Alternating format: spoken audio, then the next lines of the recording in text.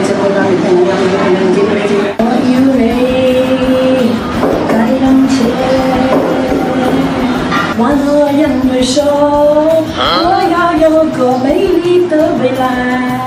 41歲張志涵 Stephen。2019年因為一腳踏五船，事業盡毀。佢同老婆歐燕文育有4個仔，家庭長期深陷財困，兩公婆多次被爆欠租同借錢唔還，因此被網民封為網絡乞衣。近年 Stephen 洗心革面，轉做搬運工人，總算有收入。而喺過去1年入面，七仙羽師傅亦出錢出力打救佢哋一家，唔單止代繳近1萬蚊電費，購買總值4萬幾蚊奶粉尿片。見到 Stephen 嘅波鞋爛咗，仲即刻資助1000蚊買新鞋，而且為咗幫佢轉運，七師傅仲帶佢去跳唱街吟邪歌舞，當時引發全城熱話。但喺日前，七師傅出席活動受訪時，竟然大爆內情，直指 Stephen 已經累計欠佢高達6位數金額，每次應急借貸由數百至萬幾蚊不等，更喺藥房開設記賬額度，任由 Stephen 揀取日用品後再代為結算。所以而家 Stephen 累計欠款嘅數目越滾越大。七師傅無奈表示，自己曾經多次勸 Stephen 申請綜援同公屋，減輕生活壓力，但都被對方以各種理由推搪。身邊有人都勸佢停止資助，連七師傅自己都忍唔住話好煩，唔知道應該點樣處理先好。